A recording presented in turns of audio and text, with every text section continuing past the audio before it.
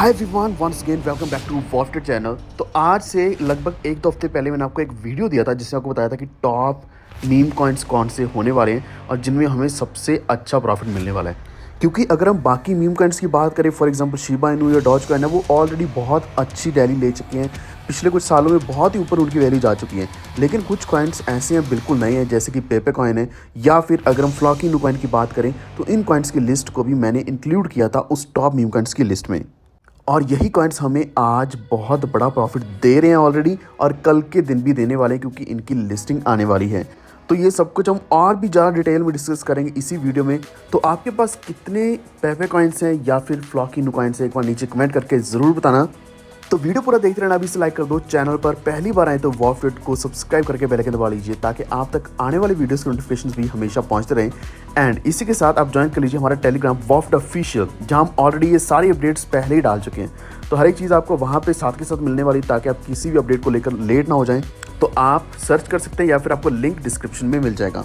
तो अगर हम कॉइन मार्केट कैप के ऊपर जाते हैं और यहाँ पे अगर हम टॉप 100 की लिस्ट भी चेक करते हैं, तो पेपे कॉइन ऑलरेडी 42 रैंक पर आ चुका है और जो फ्लॉकी है वो 86 रैंक के ऊपर चल रहा है। इस वक्त मैंने यहाँ पे क्लिक किया 24 आर के हाई के ऊपर, और जो टॉप हाई कॉइन्स हैं, हाईएस्ट जिनकी वैल्यू जा चुकी है या जिनमें सबसे ज़्यादा प्रॉफिट आया है कुछ ही समय के अंदर, वो हैं पेपे कॉइन, पेपे, तो इसी के साथ है फ्लॉकी और इसी के साथ यूनिस्वैप। यूनिस्वैप क्योंकि इसके ऊपर जो वॉल्यूम्स हैं वो लगातार बढ़ रही हैं पेपे कॉइन्स की। तो आप देख सकते हैं टॉप की लिस्ट में अभी पेपे कॉइन चल रहा है, फ्लॉकी चल रहा है, यानी कि सिर्फ मीम कॉइन्स ही चल रहे हैं। और उसके बाद आप एक नीचे लिस्ट में देख सकते हो इथेरियम भी है, जो है $1942 के आसपास चल रहा है। लेकिन सबसे ज़्यादा प्रॉफिट हमें इन्हीं कॉइन्स में मिल रहा है। तो सबसे पहले अगर हम पेपे कॉइन की बात करें तो आप देख सकते हैं कि इसका जो कैप है वो $1 बिलियन को क्रॉस कर चुका है। तो इतनी ज़्यादा मार्केट में कैपिटलाइजेशन होनी भी बहुत बड़ी बात है, और 100 से लेकर 150% हाई इसका प्राइस ऑलरेडी चल रहा है। और आप ये भी देख सकते हैं कि इनकी जो वॉल्यूम है वो $250-200 मिलियन के आसपास चल रही थी, और सडनली आज के दिन ही आप देख सकते हैं ये $1 बिलियन को क्रॉस कर चुका है और $1.4 बिलियन के आसपास भी गया है। अब इसका मेन रीज़न क्या है, शायद आपको ऑलरेडी पता चल चुका होगा कि बाइनेंस इन कॉइन्स को लिस्ट करने वाला है इनोवेशन जोन में, पेपे कॉइन को, और इसी के साथ साथ फ्लॉकी इनू कॉइन को भी लिस्ट करने जा रहे हैं। और पेपे कॉइन में सबसे ज़्यादा हमें वॉल्यूम का इंक्रीज़ देखने को मिला है, और इंक्रीज़ होने के साथ साथ जितने भी शॉर्ट सेलर्स थे पेपे कॉइन के, वो सारे के सारे अभी लॉसेस में चल रहे हैं। बहुत बड़ा लॉस हुआ इन सभी को, क्योंकि शायद उन्होंने एक्सपेक्ट भी नहीं किया होगा कि बाइनेंस जैसा इतना बड़ा एक्सचेंज इनको लिस्ट कर सकता है। अब बात यहाँ पे सिर्फ बाइनेंस की नहीं हुई है, इसी के साथ क्यूकॉइन एक्सचेंज ने भी यहाँ पे कंफर्म कर दिया कि उन्होंने लिस्ट कर दिया है।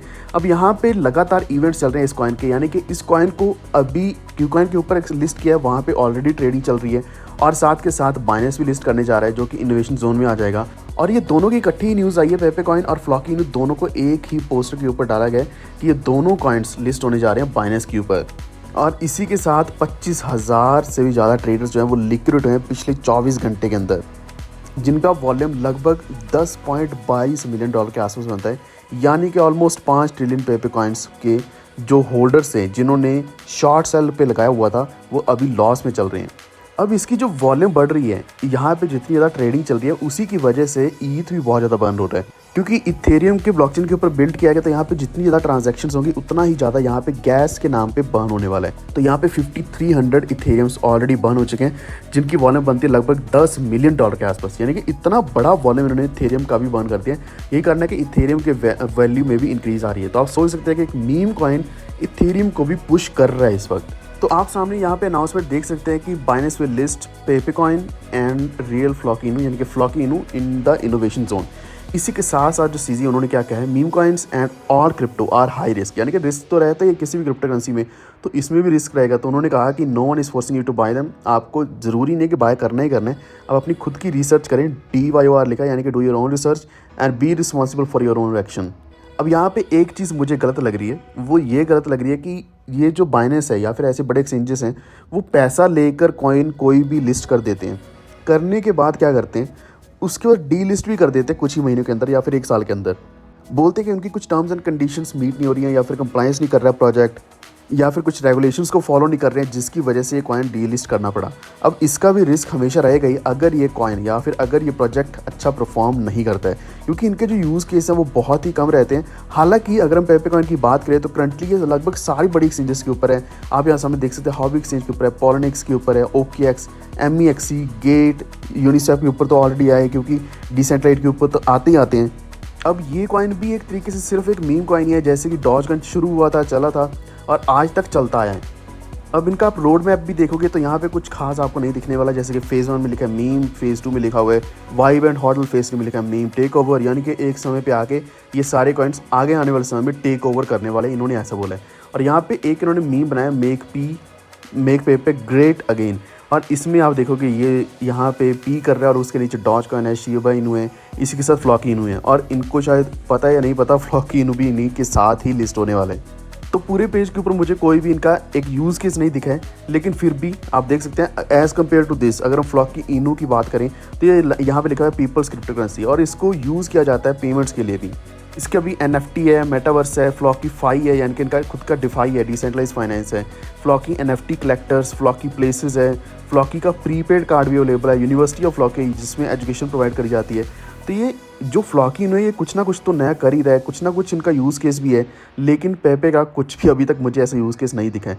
लेकिन हमें जो मतलब है वो यही है कि प्रॉफिट अगर मिल रहा है तो इस वक्त प्रॉफिट बुक करना, ऐसा नहीं कि आप बाय करके होल्ड करके रख लो, क्योंकि बाइनेंस लिस्ट करने जा रहा है तो इससे पहले आपको पता है कि क्यूकॉइन ने भी लिस्ट कर दिया है, तो लिस्टिंग के बाद तो सडनली प्राइस नीचे आना ही आना है। तो आप चाहे किसी और एक्सचेंज के ऊपर बाय करके रख लो, ताकि बाइनेंस के ऊपर लिस्ट होने से पहले आप सेल भी कर दें। तो यही था आज के हमारे इस वीडियो में। इन कॉइन्स के ऊपर ध्यान भी देना, लेकिन सिर्फ होल्ड करके रखे रखना, जैसे कि हमने डॉजकॉइन को बहुत लंबे समय से होल्ड किया हुआ है, और उसकी हालांकि पोजीशन तो अच्छी पड़ी है कि 8th रैंक के ऊपर है, लेकिन हमें आज तक कोई प्रॉफिट नहीं मिला उससे। तो अगर आपको ये वीडियो थोड़ा भी इन्फॉर्मेटिव लगा, please like and share this video, और इसी के साथ हमारे चैनल वॉफ्टेड को सब्सक्राइब करके बेल आइकन दबा लीजिए, ताकि आप तक आने वाली वीडियोस की नोटिफिकेशंस भी हमेशा पहुंच रहें। धन्यवाद।